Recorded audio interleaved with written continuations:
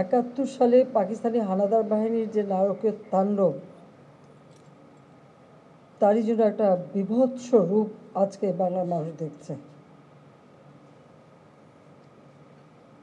পাকিস্তানি হানাদার বাহিনী কিন্তু টেলিভিশনের উপর হাত দেয়নি, বা কেউ কখনো দেয়নি।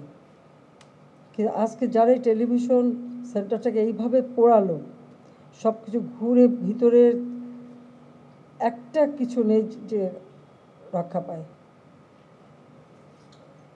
তাহলে এরা কারা? এরা কি এই দেশের মানুষ?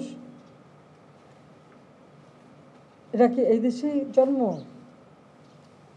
যে একটা দেশকে সম্পূর্ণভাবে ধ্বংস করার চিন্তা নিয়েই যেন তাদের এই আক্রমণ আর এই টেলিভিশনটা?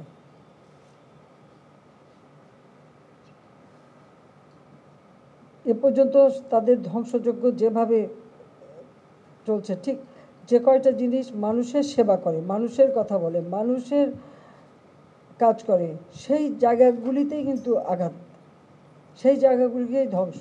কিন্তু আজকে এসে এই টেলিভিশনে যে ধ্বংসযজ্ঞ আমি দেখলাম, এটা কারোর পক্ষে সহ্য কর না। আমরা অনেক রক্ত দিয়ে স্বাধীনতা পেয়েছি, দেশটাকে গড়ে তুলব, এই দেশের মানুষ বিশ্বের দরবারে মাথা উঁচু করে চলবে। আর আজকে সেখানে কি হলো? আজকে সেই সম্মানটা ধুলায় মিটিয়ে দিল নিজেরা, ক্ষতিকার হলো। আমি জানি না যারা এই সন্ত্রাসীর সঙ্গে জড়িত তাদের কিছু আসে যায় না, কিন্তু সাধারণ মানুষ, তাদের মান সম্মান কোথায় থাকবে?